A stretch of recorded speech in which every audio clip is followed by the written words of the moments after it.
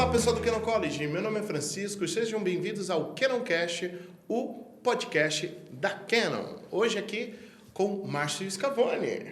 Tudo bem, Márcio? Bom dia, Francisco, vamos lá. Vamos começar a esquentar aí, ó. Isso, a gente já estava conversando antes, mas agora a gente começou a gravar. Márcio, como é que você teve contato com a fotografia a primeira vez? Essa é uma história assim que quem me conhece sabe que eu gosto de contar. E principalmente está no meu livro Copo de Luz, né? Que a fotografia chegou muito cedo na minha vida. Eu explico. O meu pai foi fotógrafo modernista, né, dessa turma do Fotocine Clube Bandeirantes. Então eu, assim, cedo, ainda criança, ficava lá misturando fixador, e entrava no laboratório com ele, laboratório caseiro, né? Aquele que você faz no banheiro da casa, em cima da banheira, fica esperando a semana inteira para o banheiro da casa virar uma nave interestelar, sabe, de imagens. Sim. Uma coisa muito romântica, assim, é o meu primeiro contato com a fotografia. E depois, o que aconteceu é que meu pai, Rubens Teixeira Scavone, quem quiser pesquisar, né? Que levei para o Paris Photo, no Grand Palais, para uma exposição de modernistas, foi adquirido pelo MoMA, fiz um livro, aliás, eu trouxe de presente para vocês dois, está ali, tem mais 2 livros que vocês têm que ver. Que bom. Sobre ele, sobre a carreira dele de escritor e de fotógrafo, né? Então, imagem... Imagem sempre fez parte da sua vida. Pronto. De 2 formas, né? Que eu estou mexendo muito nisso ultimamente.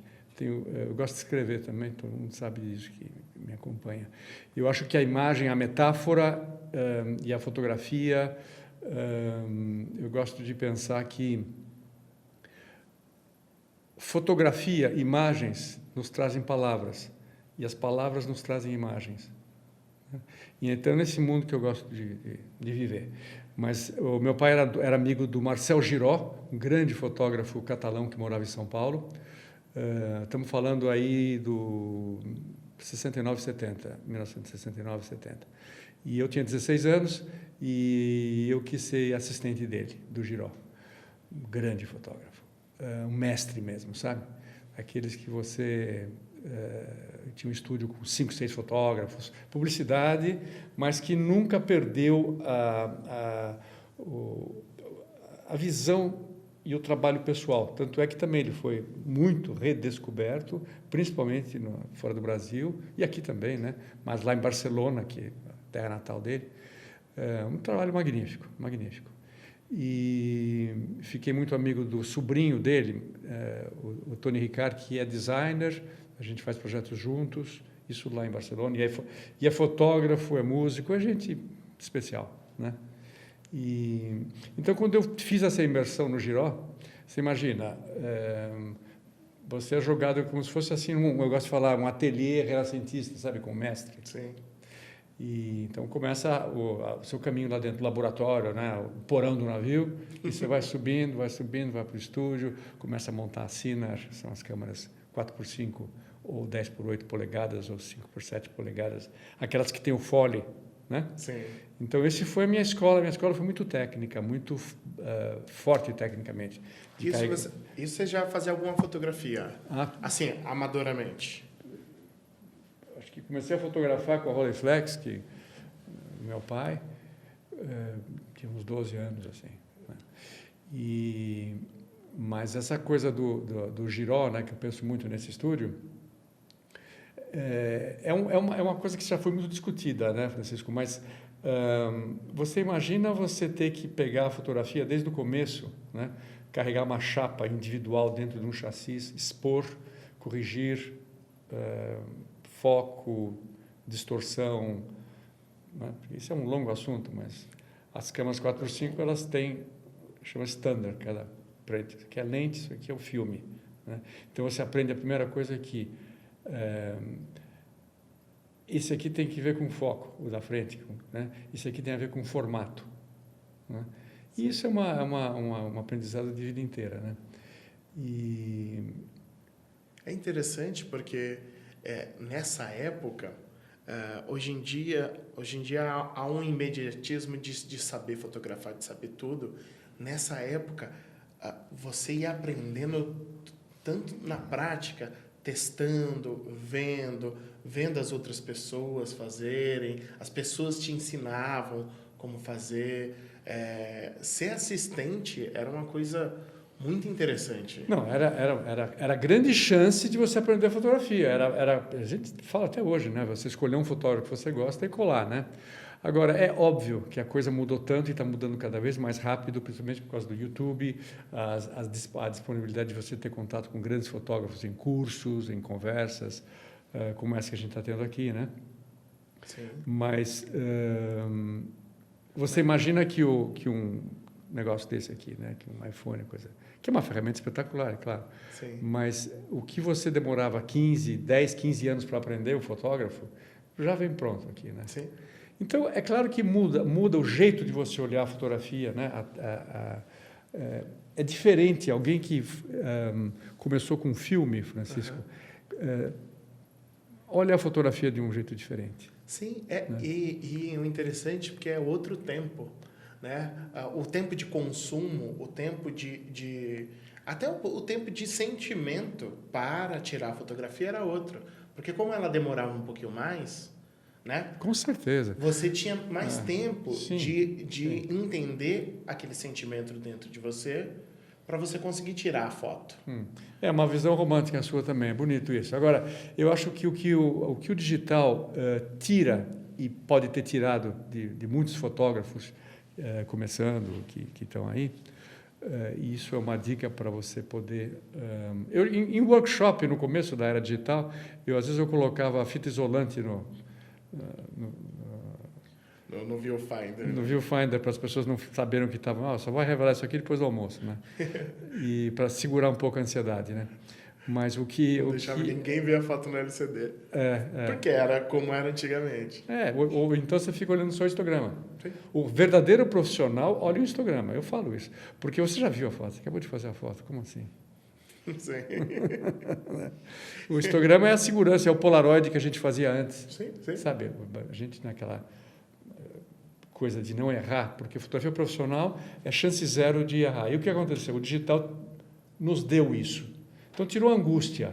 Sim. Tirou muito a angústia, né? A gente não dormia, ficava dormindo na porta do laboratório, na calçada, esperando o primeiro teste. O primeiro teste saiu Pura para ver verdade, tudo certo. pura verdade. Eu tinha laboratório no estúdio a vida inteira, né? Essência. Então a gente ficava lá até de madrugada.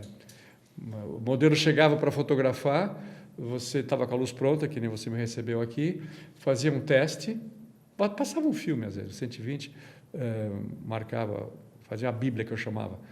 Anotava, né, gente, que não aparece no filme. Na câmera não sabe qual era o diafragma. Você punha lá o diafragma, terços, em terço. 11, 1/3, 2/3, 16. Né? E revelava o filme, aí você escolhia, porque numa sessão de retratos, que eu acho que, segundo o conselho do meu amigo Helmut Newton, se você não fizer o retrato em 4 rolos de filme 120, que são 12 vezes 4.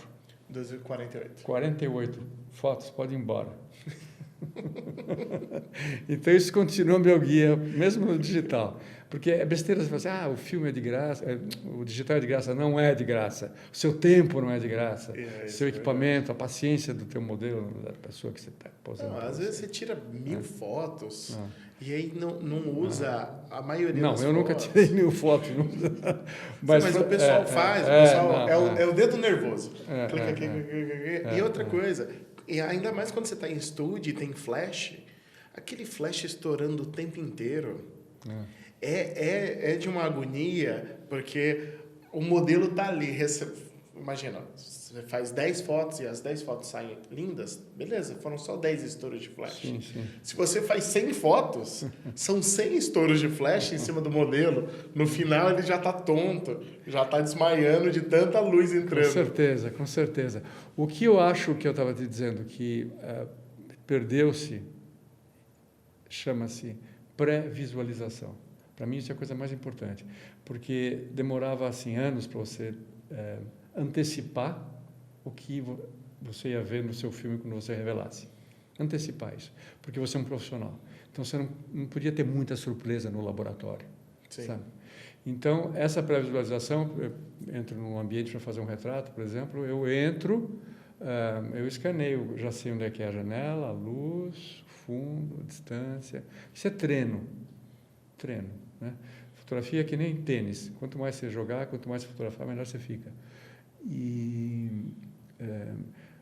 Então, você tem que dar um jeito de não ficar escravo, né, de ficar olhando o que você acabou de fazer, uma vez que você está resolvido tecnicamente, né, explorar a realidade. Sim. E não dentro ali da máquina. Sim. Né, explorar a realidade. Fez os primeiros testes, olhou, está tudo ok, agora fotografa, esquece sim. aqui. O retrato, que é a minha paixão, né, ele tem uma curva, sabe? Então, eu acredito que o primeiro, vamos supor que estamos fazendo no estúdio, na sua casa, você está sentado aqui e tal. Eu estou com a câmera aqui, para você ver minha mão. Minha mão, se eu estou com uma câmera mais mecânica, ela já, mais ou menos, já sabe o diafragma, a distância, já está perto. Né? Se é uma automática, uma 5D maravilhosa, você vai botar aqui e acabou, né? Porque, por exemplo, quando eu acho que o meu grande contato com o digital foi através do back digital da Hasselblad, o Phase One, e depois a primeira 5D, que mudei o meu jeito de fotografar, porque o gatilho do foco, né? E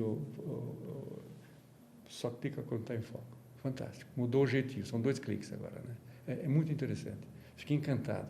Sabia que encontrar um jeito diferente de fotografar de novo, né?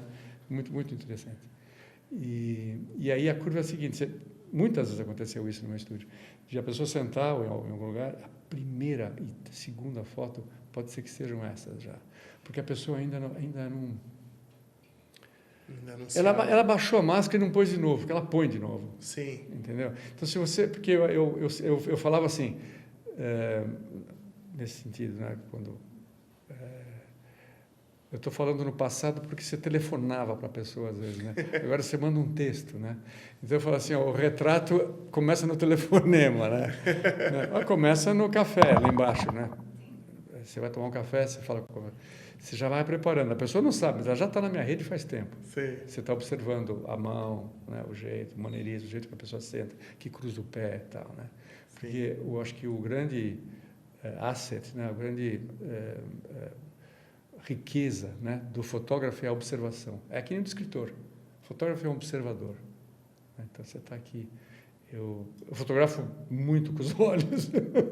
Sim, porque você vai analisando o ambiente, você vai, se você for um retratista ainda, você vai analisando a pessoa, pensando qual que é o melhor momento de captar aquela pessoa. Ou, como você falou, a fotografia, ela cria um texto em você, né? Sim. Então, como eu consigo passar você em uma imagem?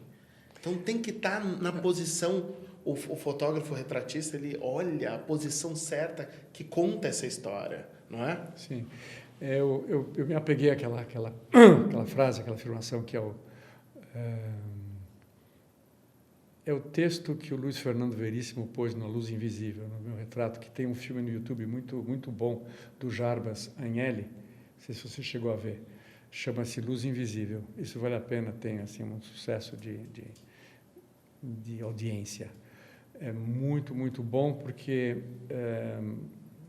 não estou falando dos retratos, eles são mais ou menos. Mas a narração, o texto do Luiz Fernando Veríssimo fala de como o fotógrafo escolhe o frame depois da sessão, porque ele me observando, que chama-se É Esta, né? E, na época, eu levei simplesmente o Paulo Otran para ler o texto. Então, o filme, são as fotos editadas pelo Jarbas, com a voz do Paulo Otran lendo o texto, uma música que o Jarbas compôs maravilhosa, e para quem é apaixonado por retrato, acaba sendo muito rico, tem muita coisa ali, sabe? Então, por exemplo, aquilo que eu te falei da curva, a pessoa senta ali, você faz 1, 2, tal.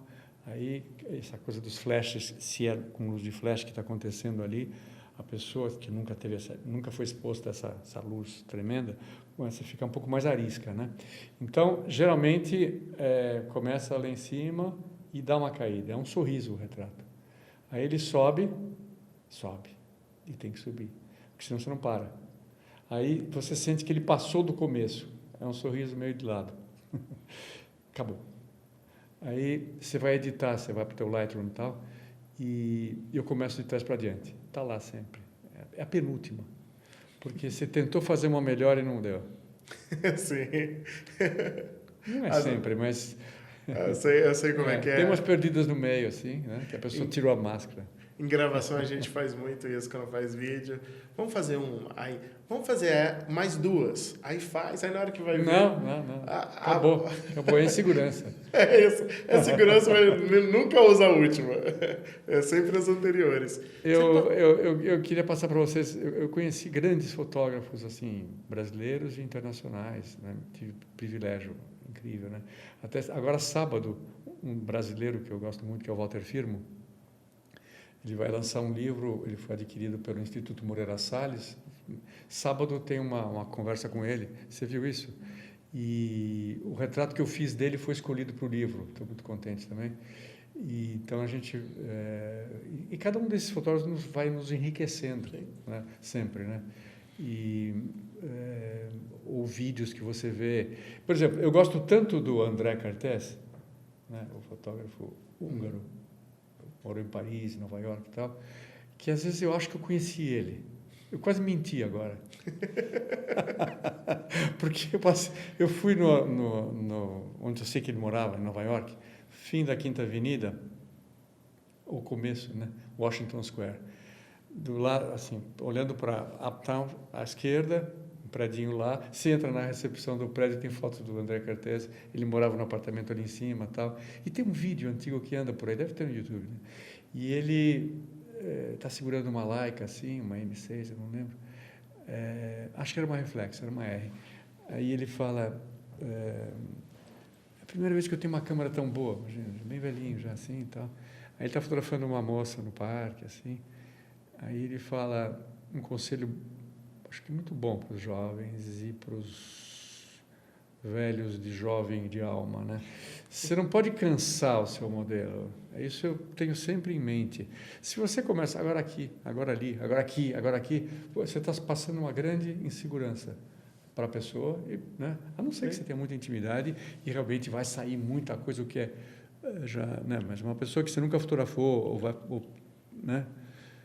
Agora, eu acredito que depois que você faz um nome, sempre fica mais fácil, né? Você fala, não, tá bom, é isso, acabou, pá. Eu imagino que as pessoas que estão começando com tanto retratista, aí, seja mais difícil, mas, né? Mas é um negócio que é muito... A gente voltando um pouquinho à conversa, é aquela questão de você pensar antes na fotografia. Sim. O que eu quero? Mas é a primeira pergunta. Para onde vai isso? O que eu quero? Por exemplo, experiência minha, fotografei bastante o Abílio Diniz, capa de livro, capa de revista, 1000 coisas. Então, ele é um atleta e é um empresário. Para onde vai essa fotografia? Se é para uma revista de forma física, ele vai estar provavelmente forte de camiseta, um colar, uma coisa, um bracelete, não sei. Se é business, eu fiz uma foto assim, muito forte dele, importante, que ele está com um carrinho de supermercado vazio assim, no estúdio, só. Essa foto diz muita coisa, não precisa nem explicar. Né? Então, primeira coisa, para onde vai? É pessoal? É inútil? Eu gosto dessa palavra, né? Eu gosto de fotografias inúteis. Né? É inútil? Ótimo. Então é um retrato. Né? É como eu te vejo. Né? Aí você vai para aquele pensamento que virou uma frase minha, né? Que todo retrato é um autorretrato, que eu acredito. Por quê? Porque você coloca tanto de si que a pessoa fica um pouco parecida com você. Sim. É pura verdade. É pura verdade. Porque, querendo ou não, também... o Firmo está parecido comigo, está de chapéu.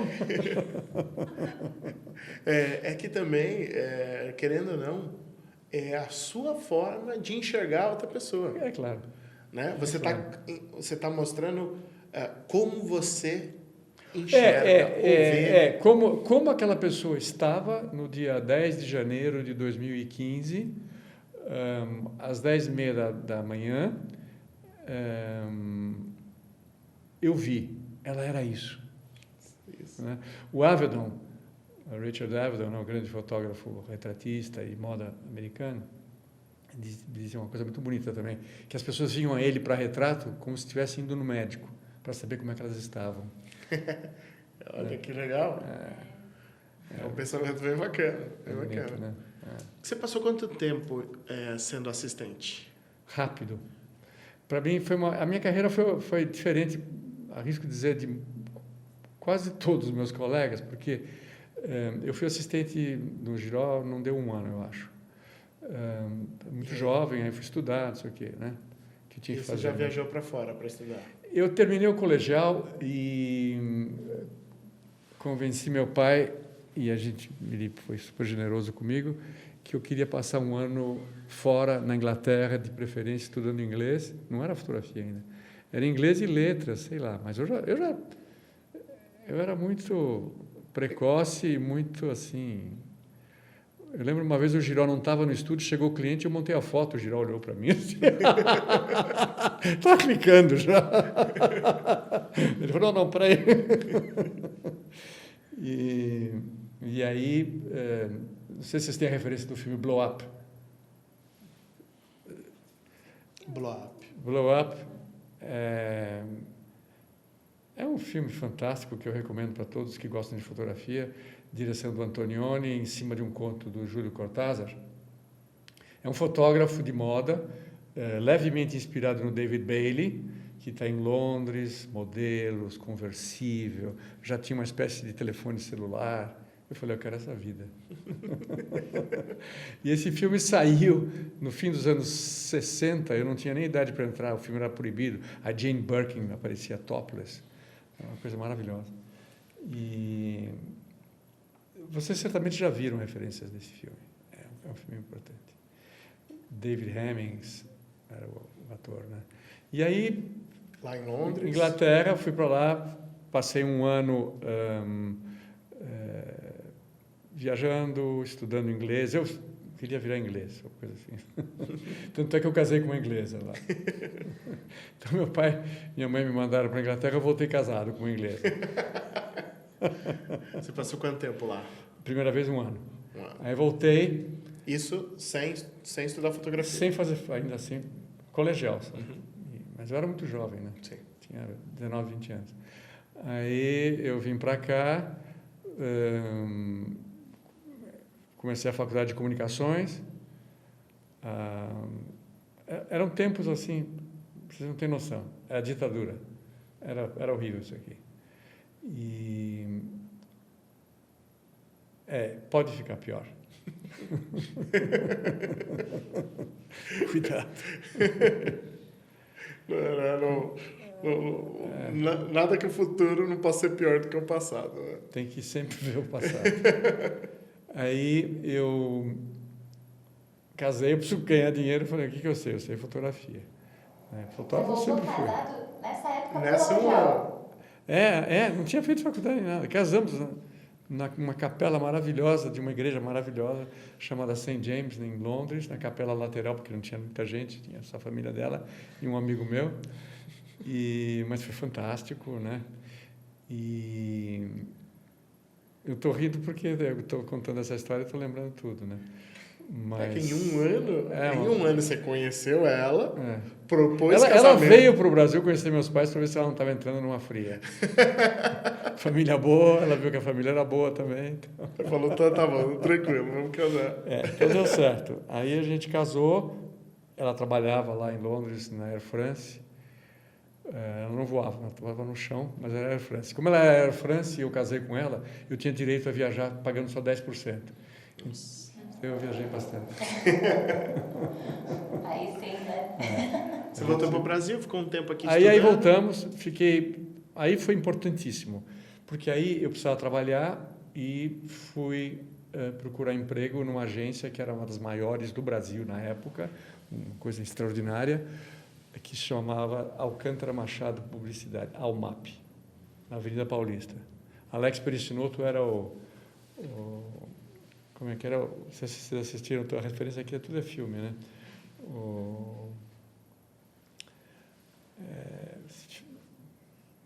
Mad Men, essa série fantástica, né? Era de publicidade e fotografia. Aí eu fui trabalhar no Alex, eu também era super jovem, mas era muito competente e eu tinha muita fome, muito gás, até hoje não paro. Mas eu tinha muita... Você está naquele drive de subir, né? E eu fui exposto a grandes diretores de arte, grandes redatores, campanhas inteligentíssimas. Volkswagen era a grande conta deles. Você diz um nome, VASP, que era avião, Danone, televisão, era maior, acho que era mais, primeira ou segunda agência do Brasil. E eu cheguei, era um laboratório embaixo da escada, os andares tinham escada entre si e tal, eu ficava embaixo da escada, tinha um laboratório e uma sala. E tinha um outro fotógrafo, que era o chefe do departamento, um Nisei, e ele estava saindo. Ele virou para mim, ficou uma semana ou duas comigo, ele viu que eu ia dar conta do recado, eu não parava, né? Ele falou, olha, eu vou sair, se você caprichar, acho que você fica chefe aqui, né? Eu falei, não, tá para mim, né? Aí ele saiu e realmente eu virei o mascote lá, porque eu era o mais jovem, né, daquela turma de diretores de arte, eles foram com a minha cara, eu era muito prestativo, né? Então, trabalhei muito, eu fiz um portfólio. Assim, já tinha campanhas com 20 anos, 21, campanhas nacionais de Volkswagen. Nossa, que legal. E aí, eu lembro um dia que o Alex Pericinoto, então imagina o Alex Pericinoto como se fosse o Nizam Guanais, da época, era o grande publicitário. Todo mundo morria de medo dele. Tinha uma mão desse tamanho, assim. Ele entrou no laboratório antes do almoço, era 15 para meio-dia, porque meio-dia eu ia almoçar com a minha noivazinha, minha mulher recente, com a Mary, correndo de carro, pegava o carro que eu ia para Moema, almoçava, voltava para... quase batia a ponta. Acho que quase batia a ponta. Olhavam feio se atrasava. Aí ele entrou no laboratório, era 5 para meio-dia. Towering, uma torre alto, assim. Eu sou alto, ele era mais alto que eu, acho. Aí ele mostrou um layout. Layout, vocês sabem o que é, né? O desenho do anúncio antes do anúncio. Sim. Vamos pensar que, vamos lá, os anúncios, se eles tinham uma foto no anúncio, vendia a ideia, muito mais do que um desenho, uma ilustração. Sim. Mas os ilustradores eram maravilhosos. E era mais rápido. Tem que imaginar um mundo antes do digital. Isso, é outro. Não, mas eu revelava filme, Francisco, secava no álcool, assoprava, secador de cabelo. Assim. Vocês não têm noção, a intimidade que o fotógrafo da minha geração tem com celuloide, com filme. Sim, não, e tinha... Só para terminar essa história que é boa. Aí ele entrou com o layout na mão, ele mostrou para mim assim, ele batia, ele falou assim, nem olhava para minha cara no corredor, né? Ele me contratou porque no meu currículo tinha Marcel Giraud, ele fez um círculo assim, porque eu cheguei para a entrevista com um terno xadrez de Londres, parecia vendedor de enciclopédia, sabe? Uma gravata, um terno xadrez combinando tudo assim. Londres, anos 70, parecia filme. Não, parecia filme, vocês não têm noção. Aí ele olhou de cima para baixo, assim, aí ele olhou, assistente Marcel Giraud, fez em vermelho, assim, ok, né? Aí ele chegou, mostrou o layout, falou, era uma carteira, sabe essas carteiras? Era novidade, gente. Carteira que tem a mesinha na frente, uma coisa assim, que nem de cursinho. Não tinha, inventaram isso naquela época. Então, numa sala de aula, vazia, uma luz entrando e tal, e era para a Volkswagen, não lembro o que o copy falava o texto, né? Aí ele falou, você acha que você consegue botar uma fotografia aqui até as 2 horas da tarde? Era 5 para meio-dia. Eu falei, claro. Não almocei aquele dia, né? Eu peguei o carro, era uma Mamiya 330, que nem a Rolleiflex, assim, né? Twin Lens. Aí eu corri na faculdade AMB, que estava começando onde eu estudava. Depois eu conto esse capítulo. Entrei lá, arrumei as carteiras, a luz, corri, revelei álcool, sequei, ampliador, cuspi e tal, não sei o que, pá. Ele entrou 2 horas, o print. Ele olhou o print e falou assim... eu sei que aprovaram a campanha, então gostaram. Então, era uma coisa assim, se você acha que você corre muito, ó jovem de hoje, vocês não têm noção. Hoje é muito mais fácil. Vocês não têm noção, muito mais fácil, vocês não têm noção. Mas era uma coisa física, né? Porque hoje você resolve sentado, né? Sim. Então, a gente era mais magro. Não, tinha outra. Era muito físico o negócio, né? Quando eu fiz faculdade, para você aprender edição de vídeo, por exemplo, você tinha que encontrar alguém que soubesse. Esse alguém que sabe teria que ter a disponibilidade de te ensinar. Sim. E a vontade. Sim. Porque hoje você entra no YouTube, tem um garoto de 12 anos te ensinando como fazer um efeito de Hollywood. Né? Naquela época, não. Você tinha uma relação até com as pessoas diferentes, porque quem tinha que te ensinar era alguém com vontade de te ensinar. Pronto, não é só isso. Ótimo que você está falando. E tem a ver com o que eu vou te dizer. Pensem bem. Antigamente, as fontes para você estudar eram livros. Os livros gastavam papel, impressora, tinta e uma editora que cobrava. Então, o Michael Langford, que escreveu todas as pequenas bíblias para quem queria estudar fotografia, Michael Langford, na Inglaterra, tinha... emendar só para botar na sequência a história. Eu voltei para a Inglaterra com a Mary, minha primeira mulher, quando teve o golpe no Chile, o Allende morreu, foi aquele coup que teve, o golpe no Chile, que eu abri um jornal que se chamava Jornal da Tarde, que todo mundo lia, e falei, isso aqui acabou, vamos embora daqui. Bom, aí a gente voltou para a Inglaterra, eu fui com esse portfólio que eu tinha já montado de publicidade, cheguei na melhor faculdade que tinha lá, em Ealing, dos Ealing Studios de Cinema, também uma coisa incrível, onde começou Peter Sellers, Alec Guinness, as coisas de arrepiar. E eles me aceitaram de cara, já tinha começado o ano letivo, me aceitaram lá, e eu me dei super bem lá. Tal. E isso é um outro capítulo que essas 2 horas não vão dar. Você tem razão, a gente vai consumir essas 2 horas com bastante velocidade. Mas dos livros eu estava te falando, né? Peguei. Então é o seguinte, pensa o seguinte, o que a gente tem que fazer no YouTube é selecionar muito bem, porque como tem coisa muito boa, tem muita coisa ruim. Por quê? Porque é de graça, vai pondo lá, vai pondo lá. Essa poluição, esse negócio atrapalha a nossa vida. Então, ainda por isso que tem os canais, eu acho, né? Que a gente vai assinando, vai fazendo a seleção e tal. Mas o que a gente tinha certeza é que quando se fazia um livro, alguma coisa boa sempre tinha lá, né? Senão ninguém teria investido em imprimir, editar e tal. Então já era alguma coisa. Já tinha uma curadoria ali, né? Já tinha uma curadoria, essa é a palavra. Agora você entra na história, né? Ali fazendo, bom, o que é isso? Né? Aí você já perdeu 5, 10 minutos da tua vida com esse jovem que você estava descrevendo. Não, mas acontece bastante. A gente vê bastante vídeo das pessoas falando alguns conceitos totalmente equivocados. Pois é. Aí você fica, gente, mas vai atrapalhar a pessoa em algum momento, porque ela vai entender isso como verdade, e que é horrível, porque depois para tirar a ideia que está na cabeça dessa pessoa vai ser muito mais trabalhosa, porque ela vai estar agarrada nessa primeira ideia que ela aprendeu que está errada. Isso que você falou é muito importante. Na internet tem bastante coisa. No entanto, a gente tem que saber selecionar o que é. Com certeza. O que é de interessante. Com certeza. Por isso que isso que nós estamos fazendo hoje. Espero que é isso que vale, sabe, Francisca? Você pegar fotógrafos experientes, gente que tem conteúdo e coisa diferente para passar. Quanto mais pessoal, mais universal. Sim. Essa é a regra, né? Mesmo no seu trabalho, né? Então, gente que não entende isso nunca vai entender. Se precisar explicar, não entende, né? Você voltou lá para a Inglaterra, estudou na faculdade de lá? E lá a coisa, de novo, vocês têm que imaginar uma situação que o Brasil era fechado para importação. Uhum.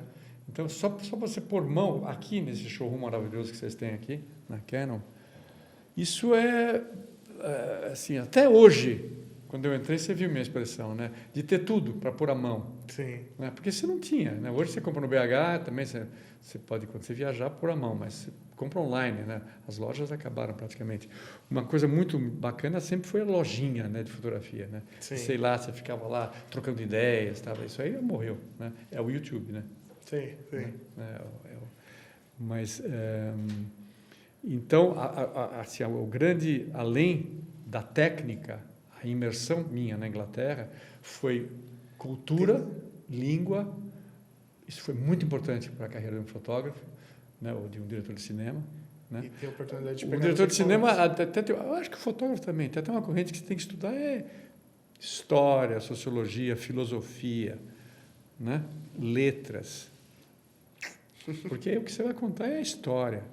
A gente vive de história, né? O mundo é feito de histórias, não é feito de prédio, casa e carro, não. Né? Você criou um portfólio aqui no Brasil.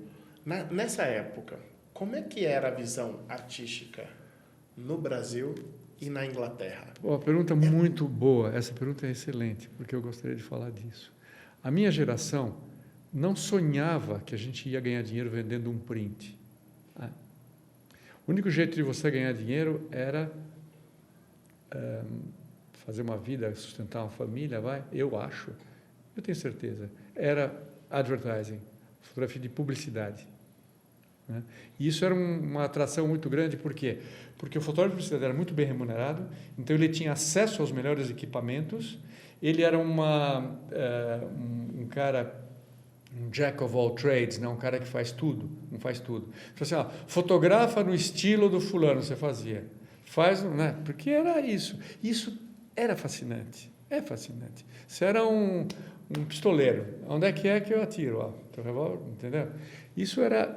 Eu lembro que eu li um livro lá na Inglaterra, chamava assim, Picture It If You Can. Era sobre um fotógrafo de publicidade que ele falava de você ir caçar, né? E tinha que voltar com a caça, que senão a tua família morria de fome. Entendi. Então eu tenho essa pegada na fotografia, no meu profissional. Eu nunca aceito um não, nunca. De alguém falar, o assistente, ou alguém, não dá para fazer. Então, peraí. Eu sou muito mecânico também, muito. Tenho sorte de ter essa facilidade. Acho que foi também treino, né, de estúdio, né, de parafuso. Eu acho até que, eu falo isso também, que os fotógrafos que são assim, o trânsito dos dois hemisférios, o prático e o teórico, parece que muito bom para a nossa saúde. Esses são os longevos, né, que continuam fotografando. Tantos viveram tanto, né? Desde o Cartier-Bresson, o próprio Helmut Newton, o Elliot Erwitt, que está vivo ainda, quase 100 anos, eu acho, né, que conhecia aqui em São Paulo, fiz o retrato dele. Então,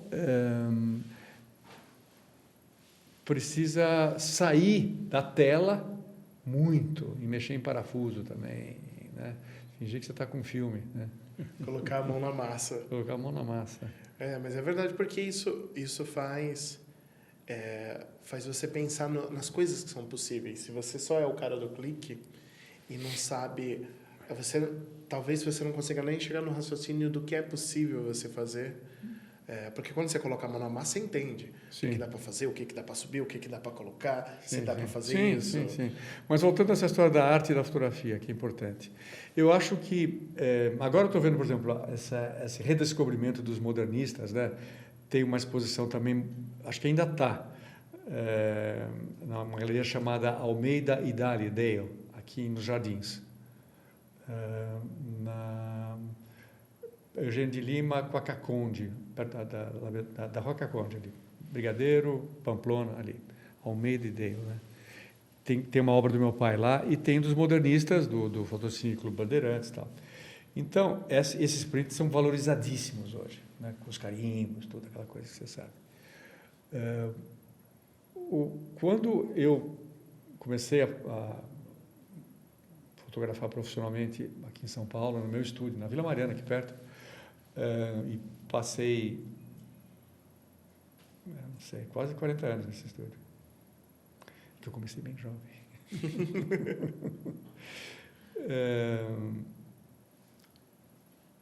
Era isso, entende? Quando eu tenho isso tudo no meu copo de luz no livro. A evolução, por exemplo, você começava a fotografar a publicidade, tá? As agências queriam te colocar num nicho. O que esse cara faz? Ele faz carro, esse faz comida, esse faz gente. Eu fico usando a expressão em inglês que eu aprendi fotografia em inglês. E é bom porque a língua inglesa é a língua da fotografia e a francesa, né? All-round photography. É o cara que faz tudo, né? Que ele tenta fazer tudo. Eu acho que eu sou um all-round deixei me lerem, fotografo gente, porque é o meu forte, né? Sim. Aí você vai levando. E aí, na evolução da minha carreira de fotografia de publicidade, eu mais ou menos conduzi. A sua carreira é uma joia, é a única coisa que você tem, seu nome. Você vai levando pela mão, né? Você vai indo, né? Você tem que cuidar do seu crédito, né? Como que te assinam, se vai ter o crédito. Né? Eu sou muito briguento com isso. Mas agora eu sou mais calmo, já fui muito mais. Porque é só o que você tem, pelo amor de Deus. Sim. Né? Então a gente nunca ia imaginar que, né, ia viver de vender print, assinada, né, numerada e tal. Então a carreira era essa. Hoje, o fotógrafo pode começar uma carreira arte. Eu só faço arte, então ele vai mais para artes plásticas, inclusive. Né? A curadoria vai ser pegar por ali e tal, que é uma boa ideia, é bacana. Para ver se ele tem isso nele ou se ele também gosta dos desafios. Sim. Né? Grande formato, visitar filme. Né? Eu sou muito apaixonado por esse assunto que a gente está falando. Há um momento na minha vida, Francisco, eu percebi que a fotografia era muito maior do que os temas, os nomes, subtemas, subculturas, por exemplo. A fotografia de moda, publicidade, jornalismo, esporte, paisagem, retrato. Tudo isso juntava num nome gigante, assim, sabe, que nem uma nuvem gigante que se chamava fotografia. E é essa aí que eu gosto. Vai tirando pedacinhos, assim, sabe? Sim. Mesma coisa, eu tive... Na passada do digital, do filme para o digital, estou falando, batendo nessa tecla, porque a minha geração foi privilegiada. Porque a gente teve tempo de fotografar tudo com filme, né? Arquivos enormes de negativo, e filme, e livros feitos... que não, esse que a gente estava mostrando, só com negativo ainda, e depois, como se fosse um fade out, fade in, entrou o digital, e você pega o primeiro livro que eu fiz, inclusive com a 5D, que é A Viagem à Liberdade, os 100 anos da liberdade, eu pus um grão, eu pus uma curva de filme, porque eu estava também querendo explorar esse espaço, e a liberdade, de novo esse nome, era a liberdade de eu poder... mostrar um lado que eu nunca tinha mostrado para ninguém. Até então ninguém tinha visto esse street photography, esse documental meu. Sim. O livro ganhou o prêmio do National Geographic, melhor livro fora dos Estados Unidos, porque saiu na revista, né? Foi uma matéria. Que ano foi? Foi 2008, eu acho. 100 anos da imigração. E pensando em almoçar na liberdade. Então, de repente, a fotografia, a arte, coisas que você fazia antigamente com a câmera, de repente alguém olha e fala, isso é arte. E a gente não estava dando a mínima que você fotografou uma cortina fechada no teu quarto. Sim. Só. Né? Se bem que eu fiz um ensaio que está naquele livro, Entre a Sombra e a Luz, o primeiro, era para a primeira quadrienal de fotografia do UMAN, aqui. E me convidaram tal, e eu estava assim, sempre muito focado, muito sério com a minha arte. Aí eu morava numa casa, numa vila aqui na Eugênia de Lima, e eu pensei assim, vou fazer 6 fotos dentro dessa casa. Se eu não fizer 6 fotos dignas da Bienal, eu não sou um fotógrafo. E esse ensaio ficou muito forte. Aí o MAN do Rio comprou, está lá no Rio de Janeiro, chama-se Minha Casa. Eu fiz com uma Hasselblad, só, bem metafísico, assim, só. Tem 2 cenas que era a minha namorada, que ela está assim, meio que na cena, mas no resto é still life, assim, né? Então, a minha convivência com a imagem, você não consegue separar a vida pessoal do fotógrafo da carreira. Sim. Não consegue. Se há uma carreira dedicada, se a coisa é honesta, a coisa é séria, o Robert Frank, o grande fotógrafo suíço que fez Os Americanos, aquele livro Liminar, né? Tem um livro dele que se chama The Lines of My Hand. Então está tudo marcado aqui. Você pega uma fotografia de um fotógrafo, uma carreira extensa, você sabe exatamente naquele momento o que estava acontecendo na vida dele, se você analisar bem. Se nasceu um filho, se morreu a mãe, se ele viajou para a China, né? Se ele estava triste, se ele estava alegre. Né? Esse livro que eu te mostrei também do Holocausto, a Marcha da Vida, eu comecei fotografando nos campos de concentração. Eu fiquei tão assim triste, tão arrasado quando eu fui para Jerusalém fazer a parte que se chama Vida. Quando eu comecei a analisar as fotos, tinha muita coisa de luz, criança e flores. É impressionante, né? É legal porque, vendo assim, a fotografia é um poema. Sim. Ela é um poema por si só. Sim. Né? O enquadramento vai ser as linhas da poesia ali e você vai ver tudo que está em cena, tudo que foi enquadrado. Sim. Ou tudo que foi deixado de enquadrar. Sim. Eu gosto de dizer que a fotografia está para a poesia como o cinema está para a prosa. Né? Porque nós, fotógrafos, a gente vai atrás da síntese. Né?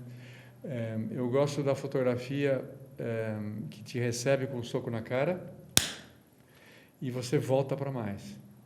Sim. Eu não gosto só do grafismo também. Tem que ter um pouco mais ali. Sabe? Mas essa síntese é interessante, porque no final das contas, a fotografia ela é a definição, basicamente, em uma cena só, em uma palavra só. Sim. Você define tudo. Sim. Você define aquele local, aquela pessoa, aquele local com a pessoa. Sim. O interessante é que pode ser uma palavra, pode ser uma frase, pode ser uma vida inteira, né? Sim. É uma coisa impressionante mesmo. Por isso que a fotografia está tão em alta, eu acho, né? As pessoas... a gente, como mais sérios, né? Vocês aqui comigo, a Luísa, o Francisco, eu acho que tem muita gente que acha que fala essa linguagem. Esse que é o perigo. Sim. Mas não aprendeu a falar ainda. Né? Eu estava uma vez fazendo uma palestra no Paraty em Foco, uma masterclass. Uhum. E veio uma moça e me mostrou um trabalho todo... Ela é bem jovem, né? Todo desfocado, todo assim, todo meio... Eu estava falando de sintaxe um pouco. Né? Não que eu tenha alguma coisa contra o desfoque. Só que eu acho o seguinte, né? Eu falei, bacana, eu falei, veja bem, se você fosse uma escritora, né? Eu gosto de fazer por analogia que a pessoa entende melhor. Se você fosse fazer seu primeiro livro, eu não acho que você ia começar como o James Joyce ou como o Guimarães Rosa, inventando palavra. Né? Então, devagar, você pega a primeira fase do Picasso, ele sabia desenhar. Depois você desconstrói. Né? E aí eu até brincava e falava assim que eu não achava que ninguém antes dos 40 anos ia fazer nada que preste em fotografia. Eu exagerei um pouco. Mas eu quis dizer retrato. Porque o retrato, ele pede, sabe, Francisco, um pouco de maturidade, ou bastante, de generosidade, ausência de ego. Porque o retrato é sobre você, não é? Ele, por acaso, vai ter eu ali, mas ele é do retratado, né? Eu sempre, quando eu poso, porque eu sou fotógrafo, eu conduzo direitinho o retrato. Né? Então, você tem que fazer uma... Eu fiz muita foto de pessoas poderosas, principalmente para a Carta Capital.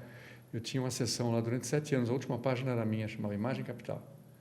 Então, eu fiz uma catequese, os grandes empresários brasileiros iam no meu estúdio, porque eu exigia e dava certo. O Mino Carta me apoiava, né? Às vezes eu ia na locação, mas eu gostava de fazer no estúdio e tal, né? E aí eu me sentia... Eles ficavam muito preocupados com a imagem, é lógico. Mas aí também eu entendi que quanto mais poderosa a pessoa, mais à vontade, mais confiante, é mais fácil.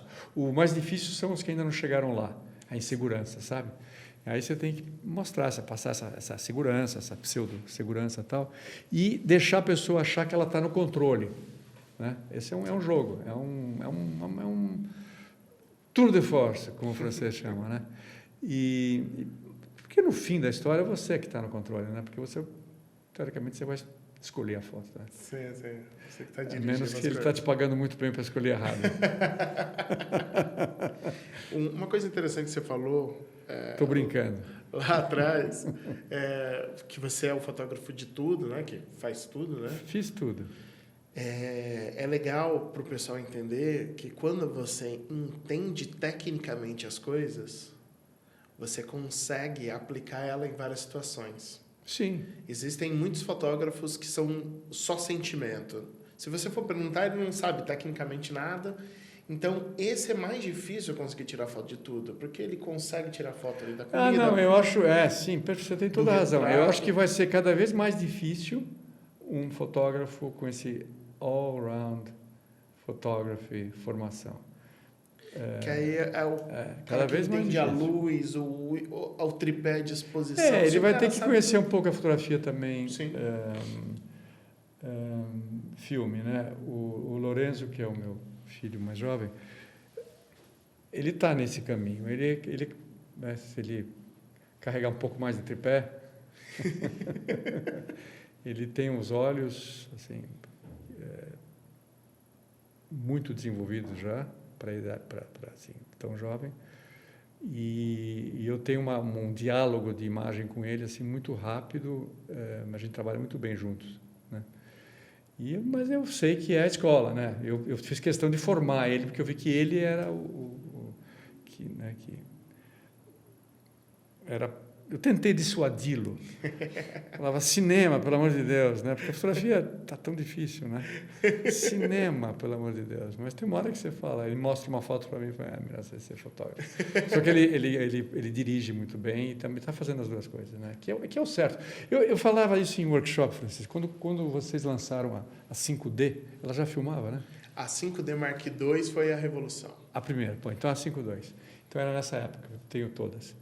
A 5.2, quando chegou na minha mão uma câmera fotográfica que filmava, eu segurei na frente para os alunos, no meu estúdio, né? Workshops deliciosos, assim, limitados. Falei, olha o que a câmera está te dizendo. Sim. Olha o que a câmera está te dizendo. Que agora você pode filmar e fotografar. Estão entendendo? Sim. Então é isso. De novo, se a pessoa vai fazer só o still, tem que ser uma escolha. Mas é bom você saber filmar já também. A linguagem. Porque eu quase estudei cinema. A primeira vez que eu fui para Londres, era quando eu vi o que eu ia fazer, e lá vão as 2 horas, né? Letras, numa cidade chamada Colchester, que eu fui visitar, a minha mãe falou, mas Márcio, você vai estudar, vai ser poeta? Eu falei, tá bom, então, preocupada, né? Com ganhar dinheiro. Sempre tem esse dilema, sempre, né? Porque ela falou assim para mim, aqui no Brasil, minha mãe é uma graça, ela falou, se você entrar na Poli, eu te dou uma Hasselblad. Eu falei, mas se você me dá uma Hasselblad, eu não vou fazer a Poli. Era o dilema do fotógrafo, né? Virou um paradoxo. Né? É um paradoxo. E a outra visita que eu fiz em Londres foi London Film School, um mito. Aí eu cheguei lá, eu era um pouco careta, eu acho, bem jovem, né? Eu não entendi bem o que estava acontecendo naquela escola. Todo mundo ali meio hippie, fumando, não sei o que e tal. Eu olhei, não estava bem no que estava esperando, sabe? Eu já fico pensando o que teria sido a minha vida se eu tivesse, né? Mas é muito bonito tudo. Aí eu fui na outra de fotografia. Não tem mais a ver comigo. Pano preto e tal, né? Sim. Em algum momento você desiludiu com a fotografia? Nunca. Me deu uma vida maravilhosa. Assim, tudo que eu fiz, eu nunca fiz uma viagem que tivesse ligado com algum projeto, acho. Em algum momento você falou assim, não quero mais fotografia, quero algo... Não, nunca, mas eu me vejo cada vez mais. Já me falaram isso, todos os meus livros têm texto, textos importantes de que eu convido, e eu ponho um texto também, porque aquilo que eu te falei, eu gosto muito de escrever. Às vezes o projeto começa com uma frase que eu escrevo e aí eu vou atrás, eu faço ao contrário. Não, eu acho que... Fotografia, imagem... Tá. Uma vez, às vezes você encontra gente na rua que não tiver um tempão, né? E me faz a pergunta mais absurda assim, do planeta para mim. Assim, Márcio, você está fotografando ainda? Eu mesmo agora falo, escuta, você está perguntando se eu estou respirando? Não estou entendendo. Você está vivendo? Ainda bem que tem o Instagram, né? Sim. Fotografar e respirar é a mesma coisa. Como assim, né? Eu não consigo imaginar, né, uma vida longe do meu trabalho, da minha câmera, Porque é um meio de expressão para mim, né? Então... Sem fotografar, como não poder falar? Mais ou menos. É gozado, porque você tem que poder fazer um rascunho também, sem te cobrarem o que você está fazendo. É interessante, né? Que você chega num lugar, assim, uma pessoa com uma câmera, você está fotografando, eu quero ver essas fotos. Talvez, né? Porque é a mesma coisa que tem de novo, analogia, né? A mesma coisa que tem compositor, um escritor, né? Ele está ali olhando, quero ver essa música, tipo, quero ver esse livro, hein? Porque a fotografia para a nova geração é uma coisa que é muito simples, né? Quero ver. Se o cara não entende, se você entrou com uma outra câmera ali, né? Você está com uma M10 e está fotografando, você vai descarregar em tempo no seu computador, você vai dar o corte, ou não, você vai às vezes finalizar essa imagem, né? Você vai... Ou até mesmo não vai ser satisfatório e você vai... Não, sempre tem uma, né? Eu acho que o que as pessoas estão acostumadas é com a quantidade, né, Francisco? É isso aí que tem que cortar, né? Porque perde a ideia da síntese, né? Da ideia da escolha, né? Do texto do Veríssimo, desse filme que eu estou recomendando para vocês, que se chama Esta. Esta é a tal, é aquela que, sabe, é a foto do Pelé lá para mim, né? É aquilo que é a efígie, é a marca, né? Sim. É o que a gente quer, é uma imagem que vai passar tudo que você poderia dizer sobre aquela pessoa, né? O Helmut Newton, que eu gosto muito, grande fotógrafo alemão de moda, ele também, sobre isso, ele dizia assim, que uma vez uma revista Bazar, Vogue, sei lá, pediu para ele fazer um retrato, um ensaio de alguém, e ele chegou na redação, filme, né? Jogou 2 fotos em cima da mesa. É claro que ele já tinha o nome dele, mas mesmo assim, o editor também era uma estrela, né? Ele falou, Helmut, muito bom, mas você tem mais fotos? Né? Que a gente odeia ouvir isso. Odeia. Não, odeia. Tem mais, né? Ele falou, interessante. Mas me diga, fulano, quantas fotos vocês vão publicar mesmo? 2. Pronto. Estou te dando as 2. Porque o fotógrafo é muito mais do que uma câmera, né? É o pensamento, né? Por trás daquela imagem, né? Imagina quanto a gente não fica pensando, né? Aí é aquilo que eu falava, não, a foto é essa, eu vi, eu estava lá, ele é assim, viu? É essa daí que a vai pessoa contar é a história. assim, Produção, quer fazer uma pergunta? Não. Deixa ela levantar aí para o microfone dela. Eu gostaria de ouvir. Deixa eu tomar uma água aqui. Na verdade, nem é uma pergunta, é mais um comentário. Eu trabalhei muito tempo em estúdio fotográfico, mas fotografando gente comum, né? Tinha desde... Melhor ainda. Mas Luz Invisível, Luísa, eu fiz questão, pois eu gostei que você visse o filme, você vai ver o filme no YouTube, estão todas as fotos no filme. Esse do YouTube que eu insisto, porque estão todos, é como se você fosse ver um livro em boa companhia, com uma música e o texto andando junto. É muito bom. E aí eu fiz questão, eu fotografava muita celebridade, mas no livro eu fiz questão de misturar com gente desconhecida. É um depoimento isso. É uma outra pegada, sim, não é? Claro. Claro. Mas eu tinha, como eu trabalhava em estúdio e você acaba vendendo aquelas fotos, né, para a pessoa, as pessoas querem muita foto. Então eu estava pensando justamente nisso, né? Que era em função do trabalho, era o oposto do que você fazia. Eu tinha que fazer muita foto, ela tinha que ser rápida, ela tinha que estar perfeita. Eu não podia, né? Eu já tinha que apagar na câmera o que estava ruim, porque depois a pessoa ia ver imediatamente o que eu tinha feito. Edit in camera. Isso. Então era assim, era muito rápido, muita foto, né? Aquela coisa. E aí depois a pessoa vê, já escolhe, já imprime, já leva, né? Tudo muito rápido. E aí eu estava só pensando, justamente, tipo, primeiro uma coisa que eu pensei foi, dá para fazer quase que escrever um livro de antropologia sobre a reação de cada pessoa quando elas se sentem inseguras em frente à câmera, né, que você fala, da pessoa, né, não ter a segurança. Então, eu ficava ali analisando como cada um se comporta numa situação que ela está vulnerável, né? Ela está insegura com o corpo, insegura com... E a outra é essa... E são pessoas que você não conhece, né? Você não teve contato antes. Nenhum. Então, eu não sei, aí é o treino, de novo, você tem que ter off-camera, né? Conversar com a pessoa 5 minutos, pelo menos. Isso. Entendeu? Para ela dar aquela relaxada. Falar, olha... Bom, cada um tem um jeitinho, né, de falar, mas é fascinante, né?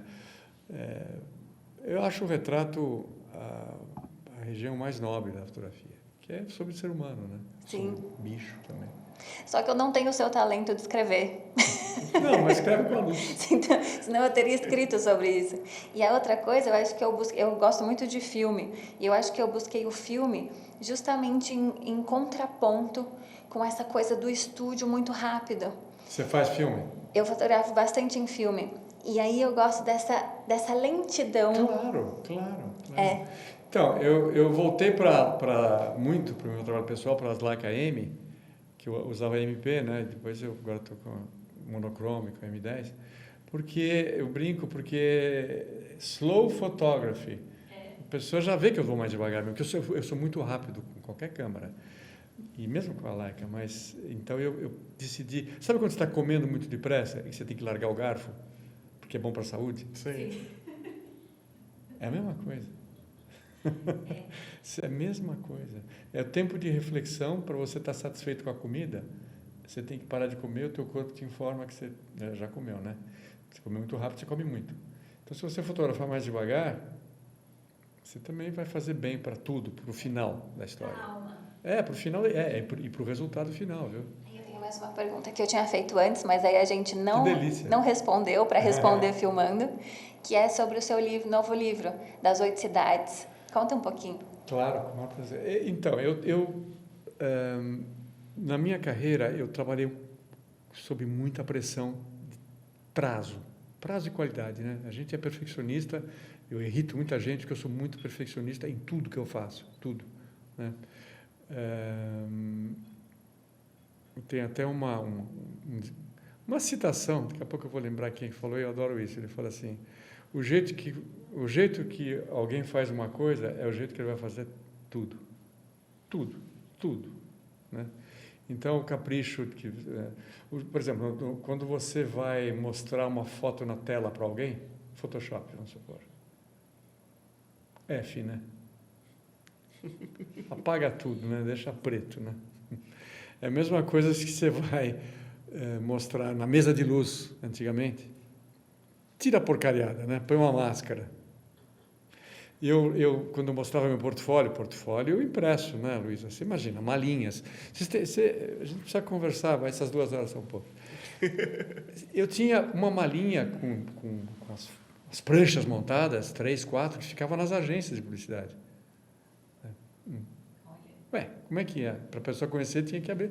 E isso era assim, pristino, maravilhoso, limpinho, polido, tudo. Desde a mala, a etiqueta, os cromos, a montagem, eu tenho tudo ainda, né? Então, e quando, por exemplo, juntava cliente, diretor de arte, você está trazendo um trabalho. Conquanto nos pagassem muito bem, acho que o que mais fazia bem, juro para você, era jogar. O desafio era a criança rindo, com o cachorro pulando e, sei lá, e uma luz maravilhosa e o produto bem, né? Vamos supor, em publicidade. E era difícil, tinha truque, fumacinha, não sei. Aí você era um mágico, precisava de um mágico, né? Por isso que a gente ganhava bem. Não era qualquer um que fazia, né? Aí, a mesa de luz, você chegava com o cromo, vamos supor, tinha um atendimento, o gerente de marketing, o cliente e o diretor de arte, que é o cara, o teu cliente arte, né? Você tinha que ter uma boa relação. Você jogava o cromo na mesa de luz, o cliente virava para alguém ali na agência e falava assim: pô, imagina ontem eu fui no cinema, eu tirava da mesa de luz. Tirava, não, peraí então. Tipo, delicadamente. Quando vocês estiverem prontos, vamos olhar. É a mesma coisa que você vai tocar uma peça de piano para alguém e a pessoa fica falando, né? Entendeu? Então, tudo isso, o jeito que você mostra o seu trabalho, é o respeito que você demonstrar pelo seu trabalho, é o respeito que você vai pedir que as pessoas tenham com o seu trabalho. Sim. Né? É o jeito que você segura o negativo, o jeito que você segura metaforicamente, né? Mostrar, enfim. Mas esse livro diz tudo isso que eu quis fazer um projeto que eu tivesse muito tempo e ninguém me cobrasse. Eu estou há 8 anos fazendo esse livro, porque eu viajei o mundo inteiro. E porque é caro, né? Você vai se organizando, e agora ele está todo equacionado, né? Patrocinadores, tudo. Ele tinha um working title, né? Um título só que eu não sabia ainda como é que ele ia se chamar. Então ele se chamou City Visions, que era só porque eu estava enxergando diferentes as cidades. Eles são duplas exposições, são camadas.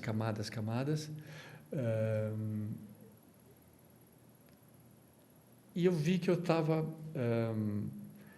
queria um nome curto, forte, e esse livro se chama Fuga. No sentido musical, fuga é quando você tem várias melodias que formam uma terceira, mais forte ainda. Como eu sou fotógrafo, cada foto que forma essas imagens, elas são fortes. Às vezes eu achava que eu estava estragando a fotografia. Mas quando eu vi o resultado final, era a história que eu queria contar da cidade, né?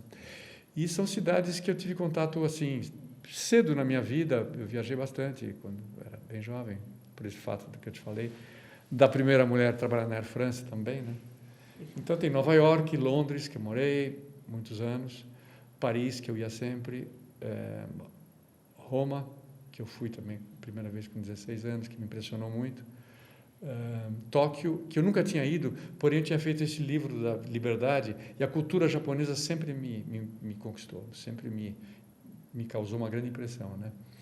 E eu quis fazer a Cidade do México, que eu também não conhecia, mas eu sou muito ligado na literatura surrealista, o encantamento da América Latina, tudo isso e tal.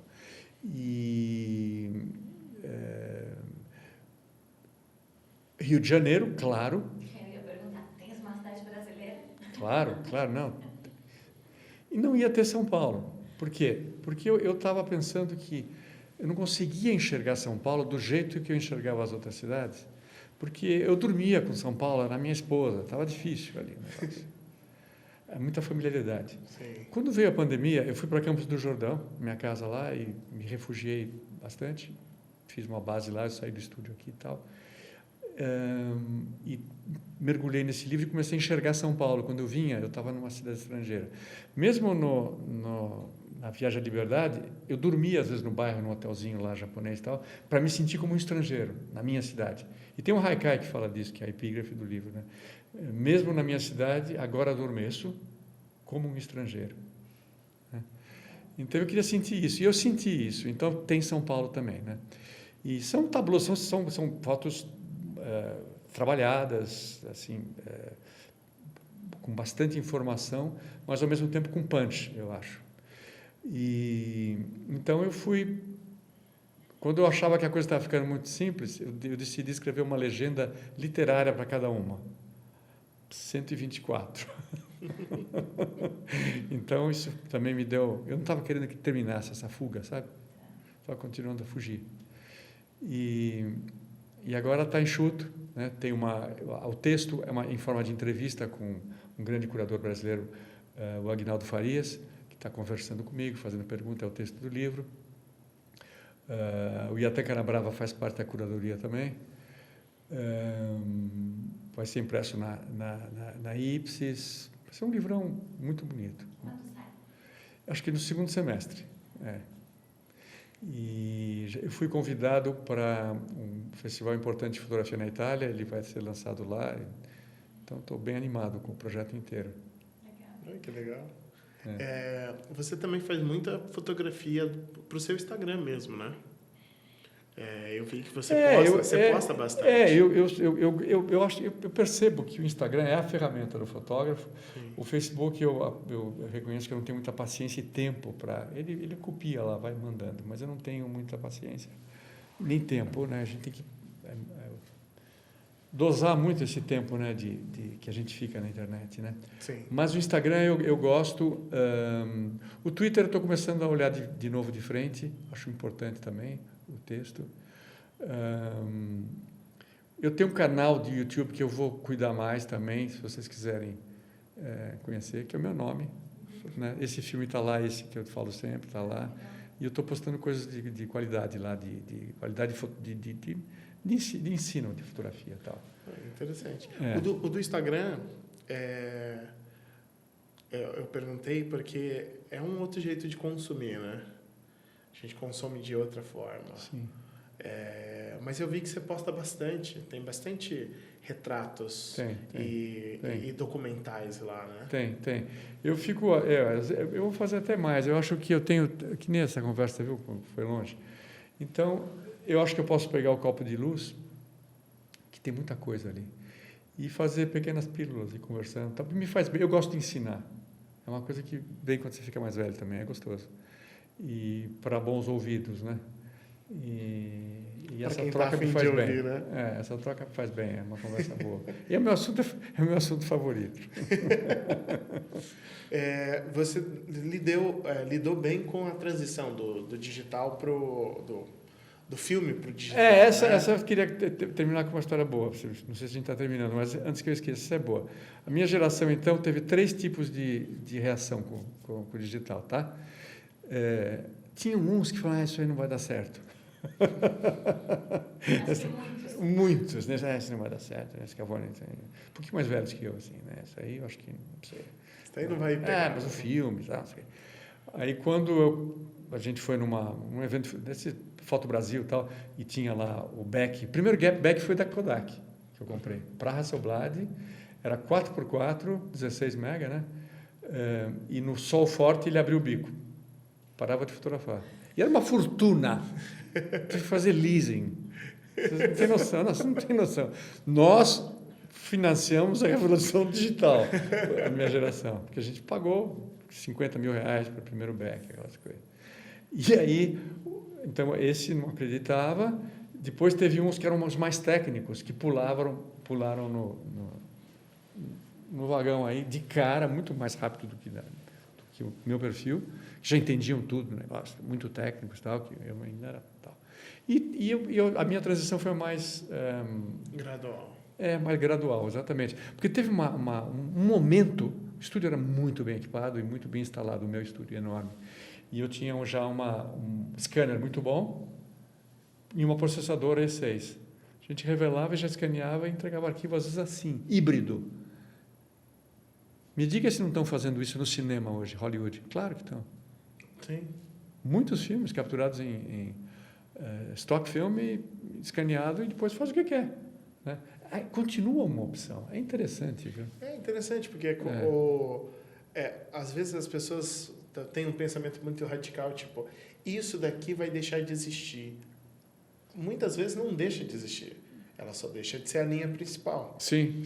Que nem a fotografia de filme. A fotografia de filme não vai deixar de existir porque ela continua tendo as suas características próprias. O grão é uma característica própria. Você emula, né? Você consegue emular. Eu que convivi muito com o 3X, que é o meu filme, o 3X ninguém expunha ele a 400.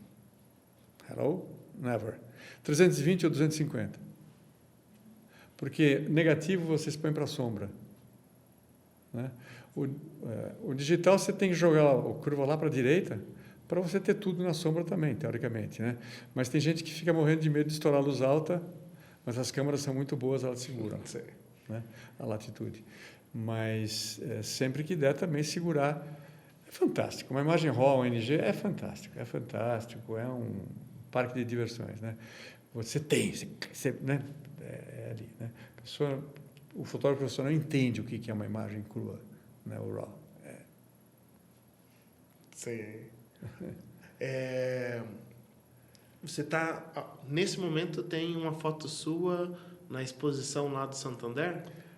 Do Santander. Que dia que é hoje, produção? Farol do Santander. 29 de abril. A gente está em 29 de abril. Vai até o dia 22. É uma exposição belíssima lá. Vale a pena. De maio, desculpe. 22 de maio. Legal. Aí tem uma foto que você tirou do Pelé. Tem uma foto muito já icônica do Pelé, está lá minha, um print grande. E é interessante que ele está no meio... Fiquei até emocionado. A curadora, Ana Cristina Carvalho, teve uma visão muito assim original de mostrar os retratos. Ela misturou telas. Então, estou lá do lado de Anita Malfatti Portinari, uma coisa extraordinária. Única fotografia no meio de telas, né? Então, a impressão é muito forte, né? Quando você põe uma fotografia colorida no meio de um monte de foto em branco e preto, ela pula. Quando você faz ao contrário, ela pula. Quando você mistura um livro que é inteirinho em branco e preto, você põe uma foto cor, é um depoimento, né? Eu tenho uma visão... Esse livro da fuga é em branco e preto. E eu fiz porque a câmera... O que me fascinou foi que a monocromo que a Leica tinha lançado e me mandou para testar, só fotografava em branco e preto com a curva do Trix. Eu falei, nossa, entendi. Porque quando a pessoa saía para fotografar, ela ou saía com 2 corpos e fazia filme, 3, às vezes, né? Sim. Negativo, cromo e preto e branco, né? Ou 3 magazines de uma Hasselblad. E aí o digital, você pode fazer a decisão se esse trabalho vai ser cor ou preto e branco no pós. Mas não é bom isso. O bom é você decidir antes, porque é o jeito que você vai, né, interpretar os cinzas, né? Sim, isso é verdade, gente. Quando você pensa antes, você já imagina a luz. Porque no preto e branco, como ele não tem cor, você dá muito mais valor ao contraste, às transições de luz e sombra. Então, na hora que você já pensa na fotografia em preto e branco, você já imagina aquela transição de luz e sombra, onde está mais claro, onde está mais escuro. De novo, o digital deu vocês não têm ideia como o digital é generoso para vocês. Sim. Porque se você fotografa em branco e preto a sua camisa cinza azulada contra lá longe, o céu também está cinza azulado, você vai sumir. A não ser que você ponha um filtro. Sim. O exemplo foi ruim. Uma mata verde do tom que deu o mesmo cinza que a sua camisa. Você vai ter que você põe um filtro verde lá, você clareia a mata, acabou. Né? E isso você faz na sua conversão, não faz? Uhum. No Lightroom ou no Photoshop, né? Abre uma bolsa de um fotógrafo que nasceu nos anos 50, você vai encontrar todos os filtros, todas as cores lá. Entendeu? Tá o laranja, o vermelho, o amarelo e o verde. Mas tem que pôr antes. Isso, mas quando ele já pensa já que a fotografia vai ser preta e branca, ele já faz todo o pensamento estético preto e branco. Com certeza. E isso tem diferença. Chama-se pré-visualização. Voltamos para o começo da conversa. Exatamente. Essa é o que separa os meninos dos crescidos, né? Exatamente. É isso aí. Né? O tripé. Eu sempre achei que o tripé é uma identidade do profissional também, né? Uhum. Ele possuir, pelo menos, um tripé, né? Para depois fazer na mão. É aquela história. Fotografa em foco e depois brinca de tirar do foco. Não tem nada de errado, né? Mas eu gosto de lente. Coisa incrível. Né?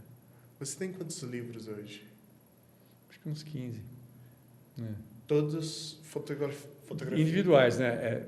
E coletivos acho que tem bastante. Tem mais. É interessante. Quase todos têm fotografia. Ou tem uns que já saíram de... Acha. Precisa dar um Google e acha. Eu vou fazer a segunda edição da Luz Invisível, talvez até online. Eu fico pensando em fazer um e-book. Porque esse livro é muito requisitado, né? Eu fiz um livro muito assim, inesperado, que você sempre tem alguma coisa. Eu detesto deixar coisa na gaveta, sabe? Tem que ir para o mundo. E eu tinha feito um livro, já estava pronto praticamente, mas redesenhamos inteirinho, baseado nas poesias de um grande poeta, um velho e querido, um dos maiores poetas que São Paulo já teve, chamado Paulo Bonfim, né? E ele, vocês sabem, eu estou na Academia Paulista de Letras, que para mim é uma coisa assim, a honra e a vontade de eu estar lá, não só pelo que mas é mais ainda para celebrar a memória do meu pai, que foi de lá, e a minha avó, escritora, que também foi. Então, eu sou terceira geração como fotógrafo. Eu sei que eles sabem que eu rabisco, mas a minha coisa é a fotografia. Então, foi a fotografia ser reconhecida como linguagem para mim. como tem músicos lá agora, João Carlos Martins é da academia, o Júlio Medalha, que eu almocei ontem com ele, é da academia. Então, a música chegou, eu sou o primeiro, vamos falar, eu vou usar a palavra artista, então, artista visual, né? Numa academia de letras, não sei se tem muito no mundo, né? Fotógrafo. Então, isso é muito honroso, tenho muito orgulho disso, né? Mas você me perguntou dos livros, né? Dos livros. Então, não, esse que eu acabei de fazer com o Paulo Bonfim. Ele faleceu faz uns 2, 3 anos. Uns 2 anos. E ele, um dia, lá na academia, sou dramático para contar a história, ele me jogou no colo um poema, um envelope pardo para o Márcio Scavone, e eram haikais, ele chamava de flashes, sobre a água, é maravilhoso, sobre água, né? Aí eu falei, ele estava querendo dizer, vamos fazer um livro? Aí veio esse projeto, o Lucas Lense, e aí vocês fizeram um projeto de pandemia, livros da pandemia, sabe? Uhum. E eu saí nessa coleção, né? E fizemos um livro muito bonito, que ele vai num kit de 5 livros. Está lá no Instagram também, acho. Legal. Então, esse talvez seja o último livro. Não, acho que o último é esse. Tá, eu vou dar um livro para vocês desse do meu pai também, que eu fiz, que fala dele como fotógrafo também, né?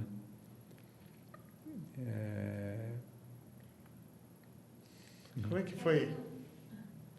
Não, pode falar. Só que eu já levantei. Eu tenho uma pergunta que volta um pouco. Recorrente.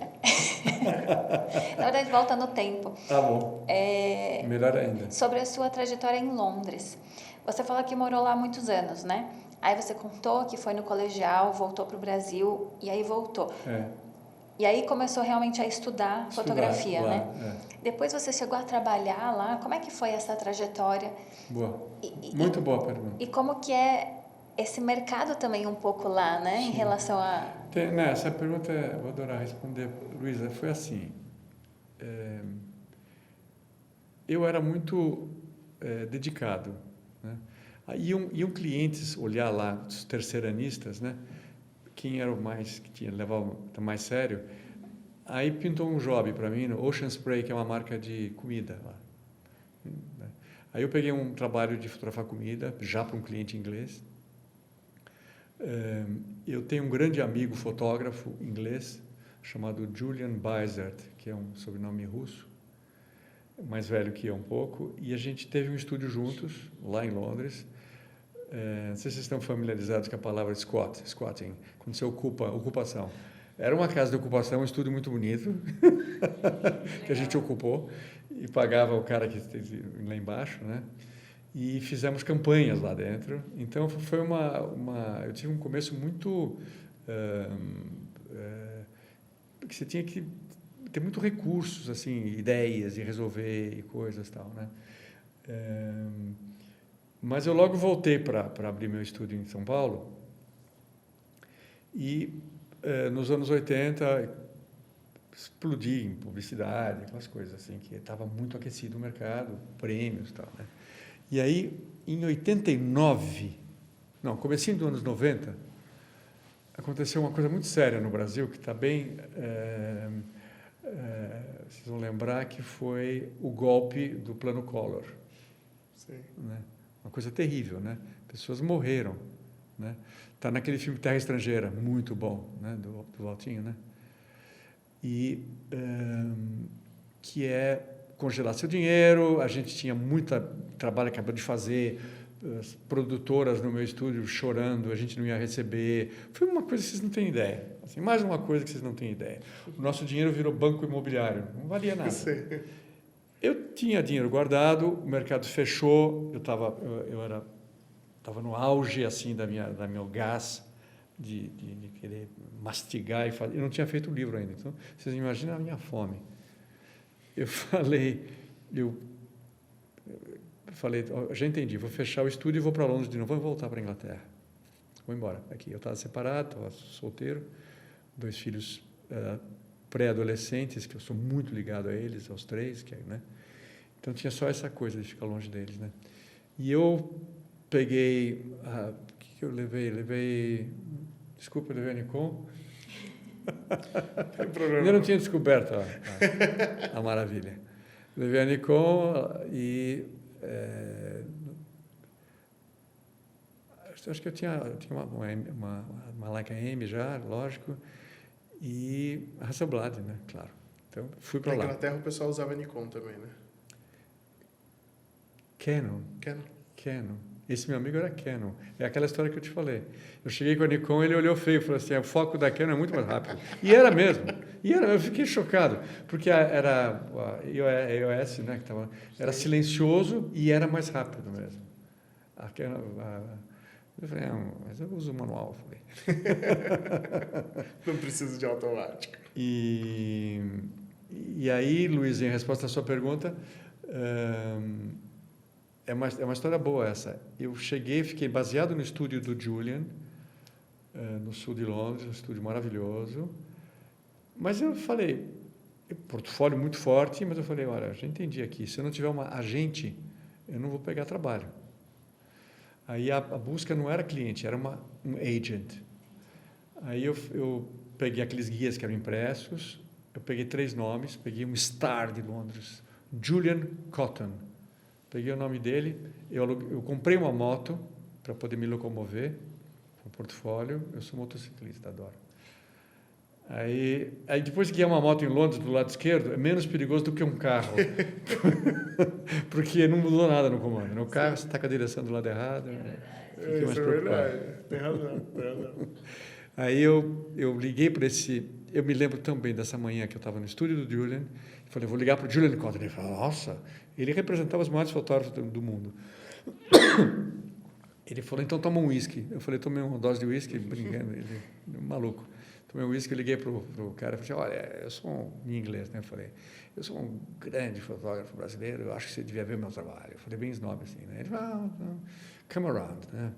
Aí eu falei, fui lá, ele tinha um escritório chiquérrimo, chama Mills em Londres, são umas ruas sem saída que eram estábulos antes, chique pra caramba, porta de madeira, assim, tal. Aí eu entrei, ele estava de costas para mim, falando no telefone, né, bem snob, assim, tal. Eu entrei com meu portfólio, botei do lado dele, ele nem mal olhou para mim, né, eu botei o capacete, assim, tal, né. Aí ele continuou o telefone, ele pegou uma prancha minha, de costas, olhou outra.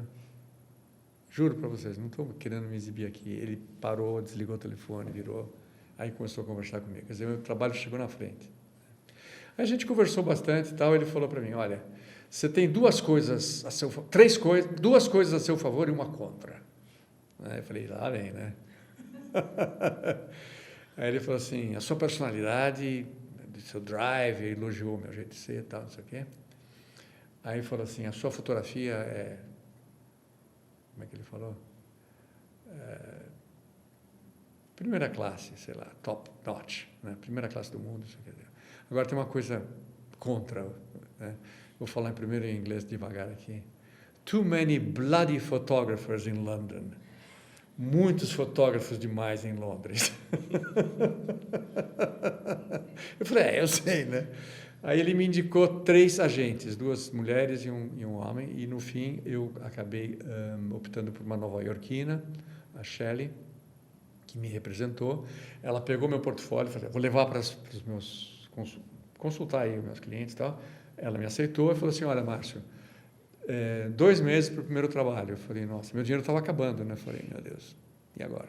Não tinha celular, né? Tá? Aí eu estava morando nessa casa desse meu amigo, que tinha uma casa gigante, em Richmond, tinha um quarto lá e tal. Mas eu saía, eu estava totalmente livre, dormia no estúdio, eu estava assim como eu queria.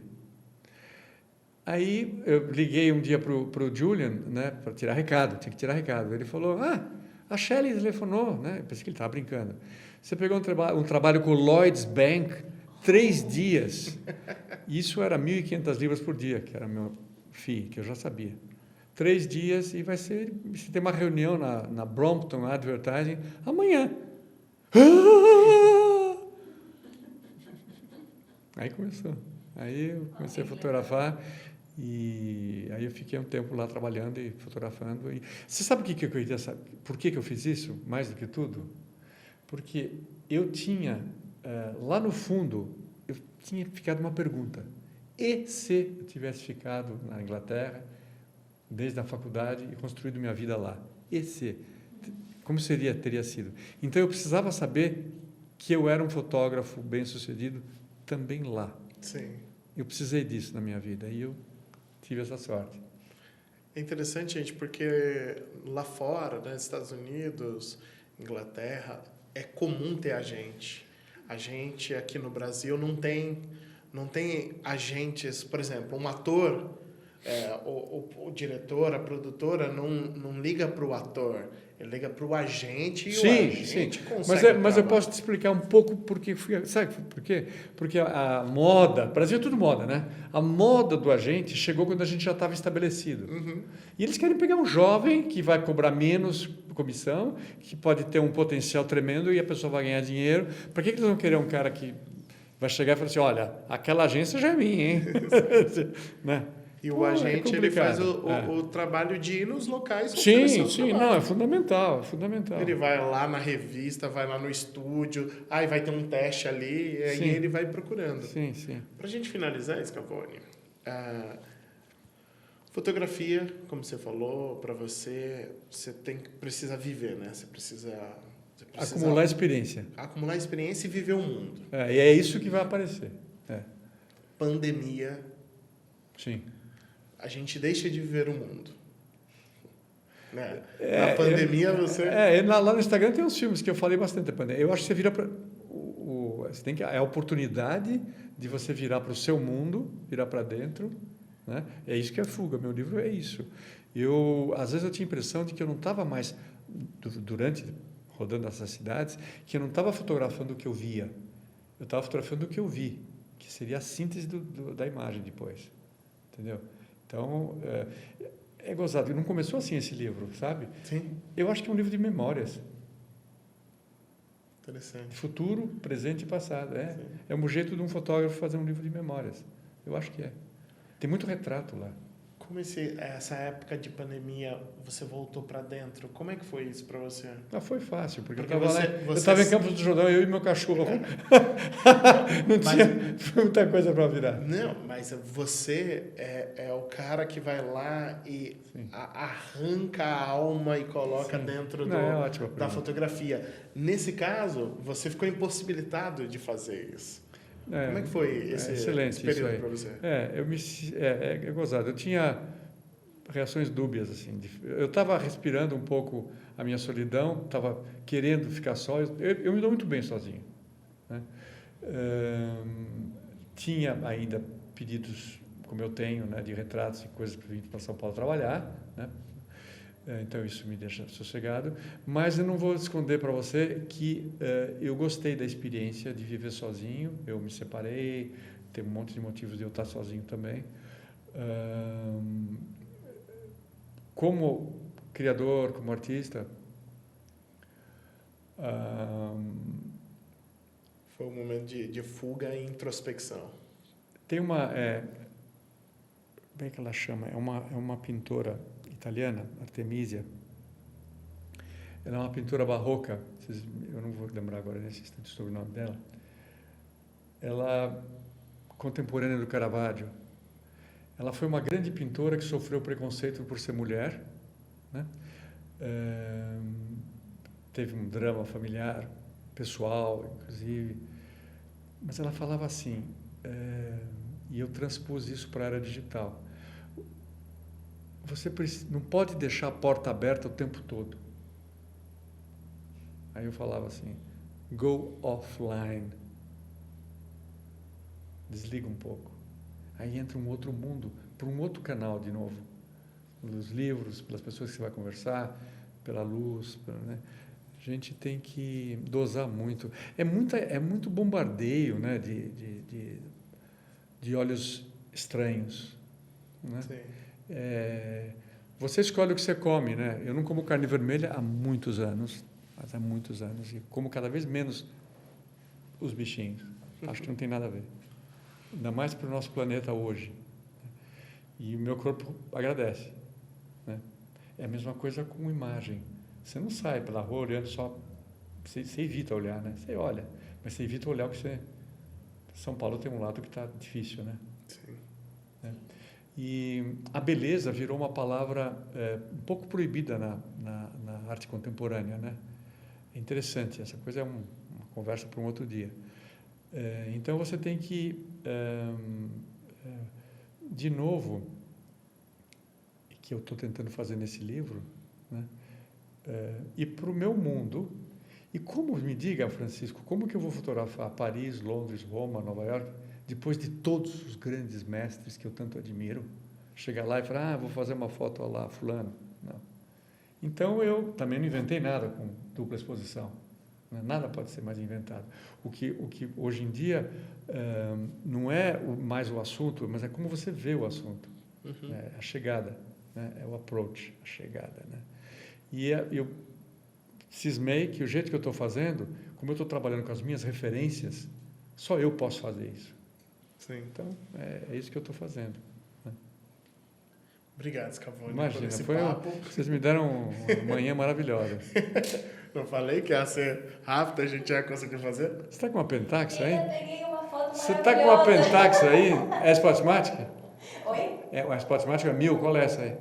Essa aqui é a prática. Ah, é a prática. Super T, eu sempre escrevo TL1000. Você assistiu a Insustentável Leveza do Ser? Sim.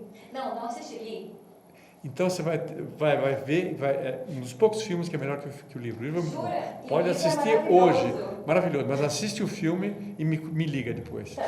Ela tem uma câmera dessa. Jura? E está fotografando a Primavera de Praga com uma câmera dessa. Olha. Olha aí, tá vendo? Que é a Juliette Binoche.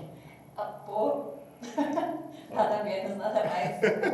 Assista esse filme. Não podia terminar melhor. Essa câmera é a minha predileta do mundo. Eu paguei 50 euros com a lente Zeiss, que é uma lente maravilhosa. Linda, quero ver. Linda. Deixa eu ver. Tem que despedir. Acompanha na rede social, YouTube, tudo Márcio Scavone. Márcio Scavone, pronto. Só colocar no YouTube, rede social, acompanha ele lá. Obrigado, pessoal, por acompanhar aí. Acompanhe a gente no Canon College Oficial, lá no Instagram. E também veja os nossos cursos para ver se algo te interessa para você entrar no mundo da fotografia e do vídeo. E até a próxima.